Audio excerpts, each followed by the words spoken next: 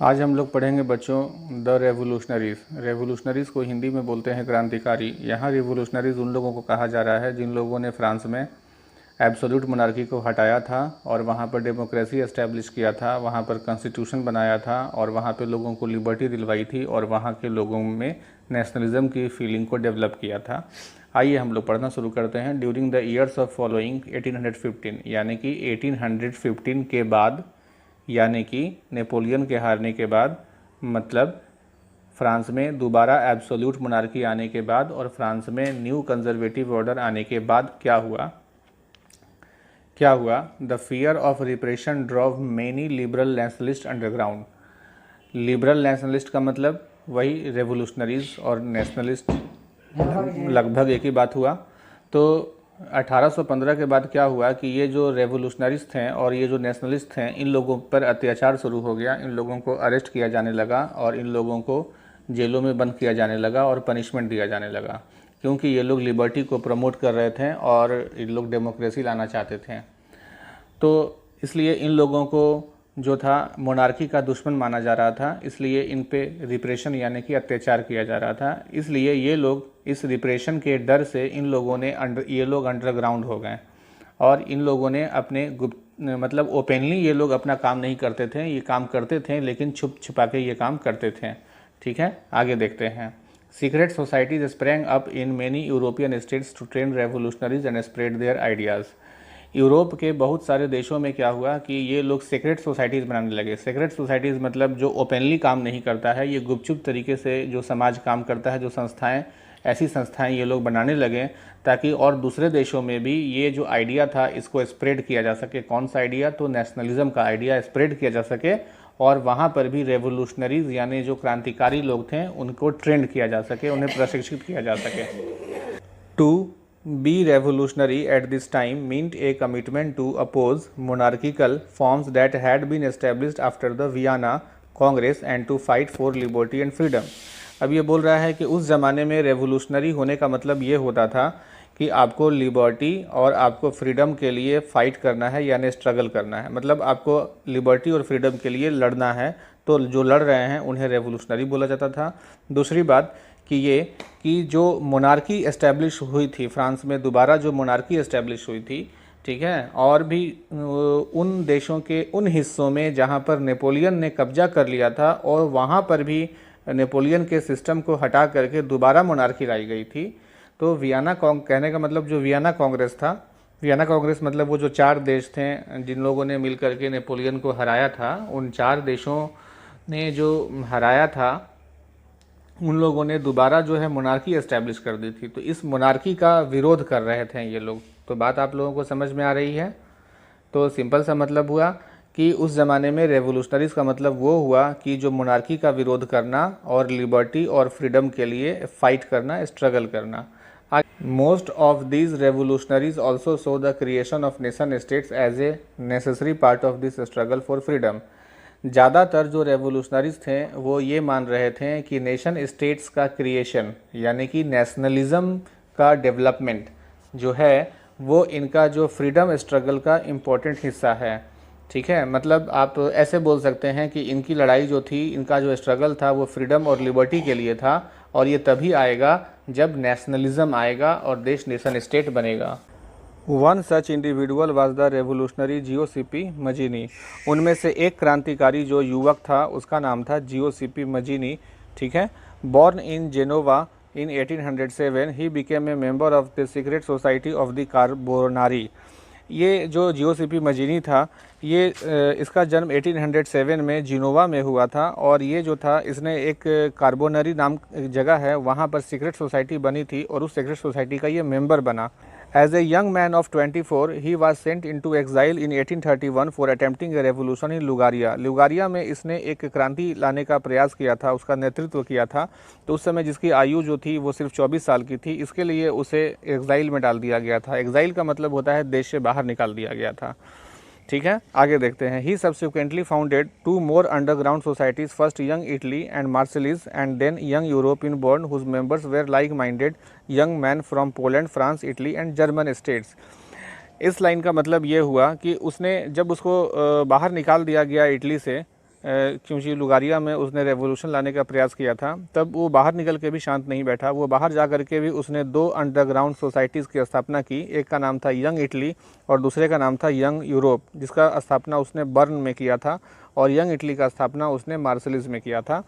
इस जो 2 संस्थाओं की स्थापना उसने किया था, जो यंग यूरोप और यंग इटली, इन 2 संस्थाओं में अलग अलग देशों के लोग इसमें जुड़े हुए थे। जैसे पोलैंड से भी लोग थे, फ्रांस से भी, इटली से भी और जर्मनी से भी लोग, और भी बहुत सारे देशों से लोग इसमें मेंबर्स थे, जुड़े हुए थे, जो अपने अपने देश में नेशनलिज्म लाना चाहते थे, डेमोक्रेसी लाना चाहते थे और लिबर्टी लाना चाहते थे। Mazzini believe that God had intended nations to be the natural units of Mankind.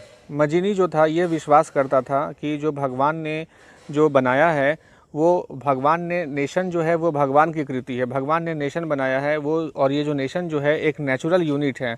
मतलब कि जो लोगों में अपनेपन का भाव को ही तो नेशनलिज्म बोला जाता है ना। तो ये जो नेशनलिज्म है ये जो भगवान की बनाई हुई चीज़ है और ये सब जगह पर होनी चाहिए।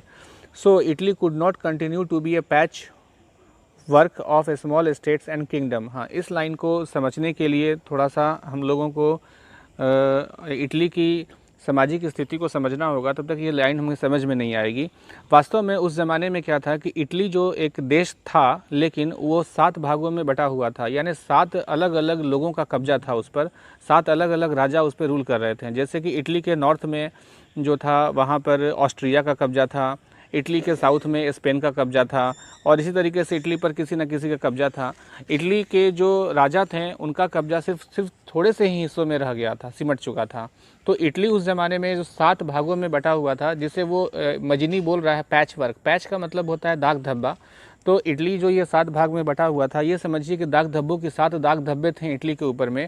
और ये वही बोल रहा था मजीनी कि Italy could not continue to be a patchwork, कि इटली अब पैच वर्क नहीं रहेगा, किंगडम्स का और स्टेट्स का, अलग अलग राजाओं का पैच वर्क नहीं रहेगा। मतलब ये पूरी इटली को नेशनलिज्म ला करके यूनिफाई करना चाहता था, पूरा एक इटली नेशन बनाना चाहता था। ठीक है, कैसे हमारा देश जो था पहले अलग अलग राजा थे बहुत सारे। जब देश आज़ाद हुआ तो उस समय में देश में 600 साढ़े 600 अलग अलग छोटे छोटे राजा थे, जो सरदार वल्लभ भाई पटेल ने इन सब को एकजुट कर दिया, एक मिला करके एक भारत, एक नेशन बना दिया। उसी तरीके से मजीनी भी यही काम करना चाहता था। इटली जो 7 भागों में बटा हुआ था, उसे 7 भागों को यूनिफाई करना चाहता था, यूनिफिकेशन करके एक करना चाहता था। It had to be force into a single unified republic with a wider alliance of nation. ये बोल रहा है कि it had to be force का मतलब कि इटली को क्या करना था, जोड़ना था, जोड़ करके उसे सिंगल करना था, एक यूनिफाइड रिपब्लिक बनाना था इटली को with in A wider alliance of nation. तो सारे जो छोटे छोटे 7 भागों में बटा हुआ था, उन 7 को जोड़ करके एक सिंगल यूनिफाइड रिपब्लिक बनाने का उसका प्रयास था। This unification alone could be the basis of Italian liberty. और वो बोल रहा था कि यही यूनिफिकेशन जब तक नहीं होगा तब तक इटली में लिबर्टी नहीं आएगी। मतलब इटली में जो संघर्ष था लिबर्टी का और डेमोक्रेसी का, वो तभी आएगा जब पूरा इटली यूनिफाई होगा। Following his model secret societies were set up in Germany, France, Switzerland and Poland. उसका ये जो मॉडल उसने रखा, जो सामने जो प्रस्ताव रखा, डिज़ाइन रखा कि इस तरीके से हम लोग को काम करना है और सेक्रेट सोसाइटी बनानी है, तो उसका देखा देखी जर्मनी में, फ्रांस में, स्विट्ज़रलैंड में और पोलैंड में भी उसके ब्रांचेस खुलने लगे थे।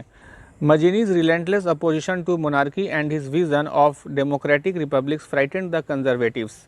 अब यहाँ पे बोल रहा है रिलेंटलेस का मतलब होता है बिना थके हुए, ठीक है। और यहाँ लिखा हुआ है कंजर्वेटिव्स। तो कंजर्वेटिव का मतलब तो आप लोग जानते ही हैं, कंजर्वेटिव वो लोग थे जो मोनार्की के सपोर्ट में थे, जो डेमोक्रेसी नहीं चाहते थे, जो लिबर्टी नहीं चाहते थे, जो ये ज़मींदार वर्ग थे, ये चाहते थे कि पूरे देश में मेरी ज़मींदारी चलती रहे और मेरा ही बोलबाला रहे और बेचारे गरीब लोगों को पीड़ित रहें, हम उन पर अत्याचार करते रहें, इन्हें ही बोला जाता था कंजर्वेटिव्स। अब आइए, मजीनी जो था रिलेंटलेसली, यानी कि बिना थके हुए वो अपोजिशन, मोनार्की का अपोज कर रहा था, मोनार्की का विरोध करते चला जा रहा था। और उसका विज़न क्या था, विज़न मतलब वो क्या देख रहा था, वो उसकी नज़रिया था कि वो जो था वो एक डेमोक्रेटिक रिपब्लिक का सपना देख रहा था। मतलब इटली में भी डेमोक्रेसी आएगी और इटली में भी रिपब्लिक आएगी, जैसे कि फ्रांस में आया था, ठीक। जिससे कि जो कंजर्वेटिव्स थे वो उससे डरे हुए थे कि ये पता नहीं क्या करने वाला है मजीनी। मतलब भारत में जैसे जो सुभाष चंद्र बोस की जो कहानी थी, जैसे लोग अंग्रेज उनसे डरते थे, वही स्थान उसका मजीनी का जो था वो इटली में था। Metternich described him as the most dangerous enemy of social order. Metternich आपको याद होगा, पिछले वीडियो में हम लोगों ने पढ़ा था ड्यूक मेटरनिक, ठीक है। पिछले वीडियो में जो हम लोगों ने पढ़ा था कि 1815 में नेपोलियन को हराने के बाद 4 देशों की मीटिंग हुई थी, जिसमें एक ऑस्ट्रिया था, दूसरा इंग्लैंड था, और तीसरा रशिया था, और चौथा प्रशिया था। ये 4 देशों की जो मीटिंग हुई थी, और ये जो मीटिंग हुई थी ऑस्ट्रिया की राजधानी वियना में हुई थी, जिसे वियना कांग्रेस बोला जाता है। तो इस मीटिंग में जो वियना उस समय ऑस्ट्रिया के जो चांसलर थे, चांसलर कहने का मतलब पीएम जो थे, ये पीएम जो साहब थे इनका नाम था ड्यूक मेटरनिक। ये वही ड्यूक मेटरनिक की बात हो रही है।